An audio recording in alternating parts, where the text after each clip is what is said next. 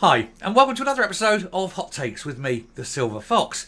It's not just Fergus Ewing who reckons that Humza Yousaf is on his way out.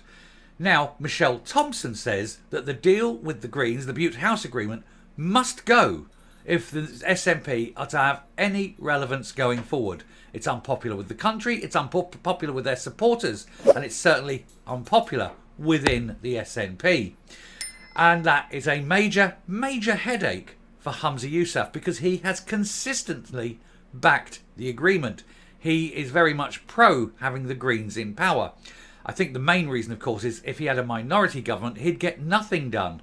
And to be honest, getting nothing done would be an improvement for the people of Scotland because everything that they've tried to do so far has been an absolute disgrace. And so a little period of inactivity might actually let people sort of recover somewhat. However, this ButeHouse Agreement is causing concern, and Humza Yousaf must see the writing on the wall. And if he doesn't, then certainly his successor, Kate Forbes, who it's most likely to be, will certainly get rid of the Greens, to everybody's relief. Except theirs, of course. Anyway, we'll take a look at the story, see what's going on. Here goes. So, SNP MSP calls for Humza Yousaf to review the power-sharing deal with the Greens after the Rutherglen defeat.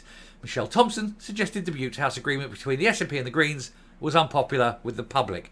It's certainly unpopular with the backbenchers who are watching their seats all wizen and disappear the longer you keep the Greens in power.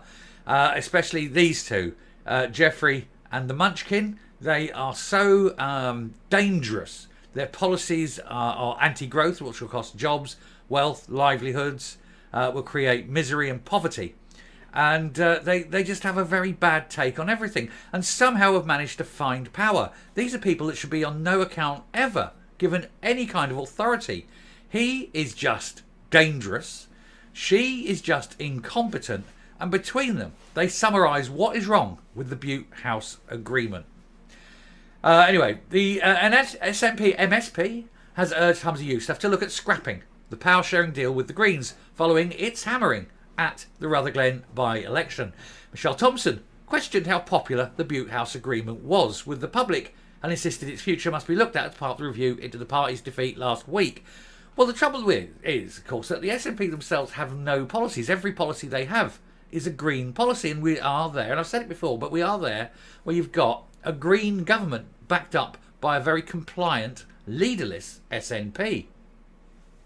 Labour won almost 60% of the vote at the by-election in South Lanarkshire and achieved a swing of 20.4% from the Nationalists. This was a staggering swing. I said at the time, Professor John Curtis said that a 10% swing, Labour would be, it would be astonishing, and Labour would be very, very pleased indeed. To more than double that, frankly, jaw-dropping, isn't it?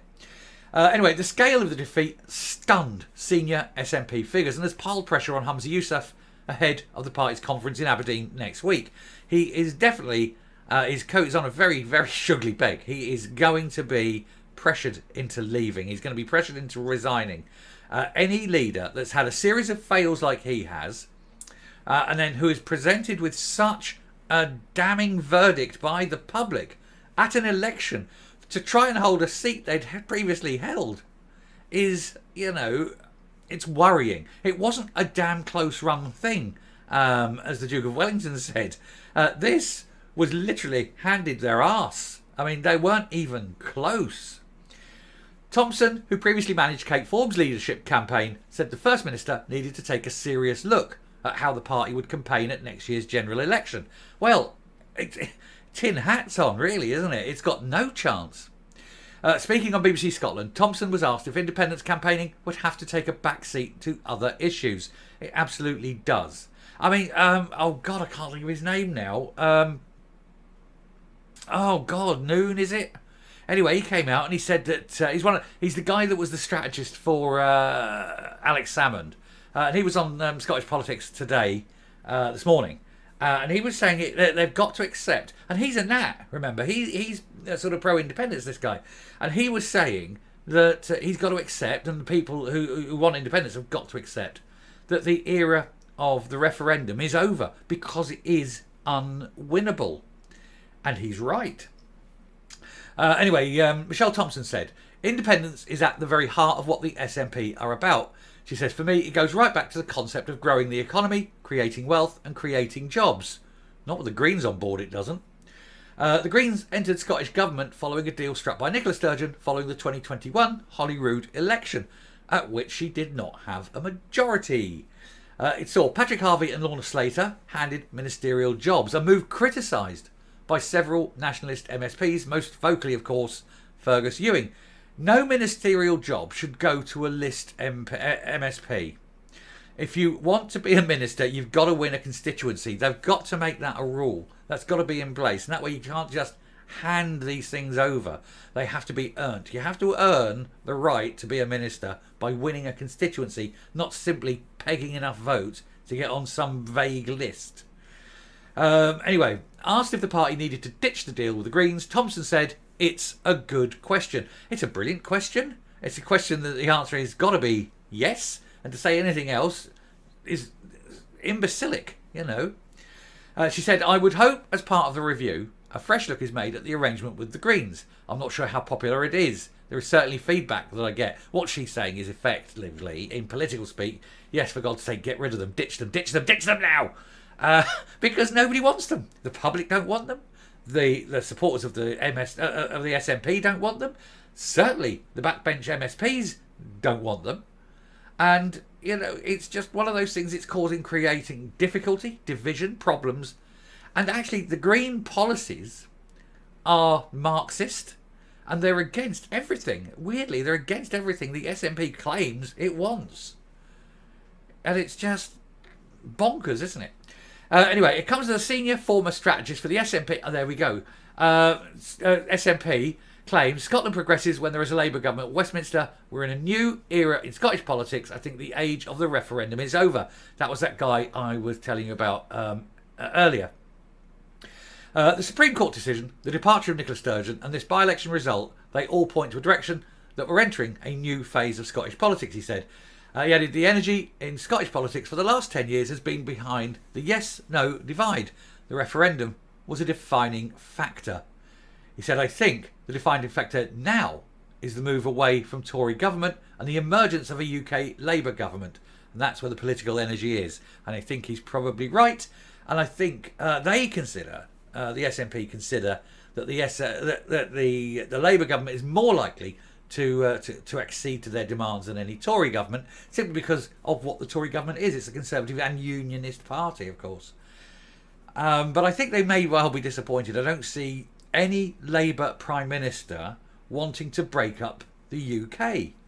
I really don't, because it may be that they're in there with their majority based on purely the Scottish seats. And if they agree and acquiesce to getting rid of Scotland as part of the United Kingdom, they'd lose their majority. It isn't going to happen.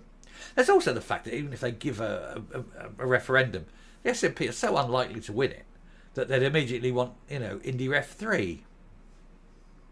That's how it is. Anyway, I shall stop there. Let's round off. We'll come up and we'll finish the video. Here goes. So there we are. Another battlefront opens up for Humza Yousaf, where the party themselves are now calling for the end of the ButeHouse Agreement. But of course, he has to stick with it. He cannot be seen to let go of a policy, even when it's failing, because it would mean he got it wrong. And he can't be seen to fail, can he? That's the trouble. And so, therefore, he's simply signing his own death warrant as far as leadership goes if he doesn't get rid of the Greens. It's yet another thing that will come up in the conference next week, which will give ammunition to his enemies within the party.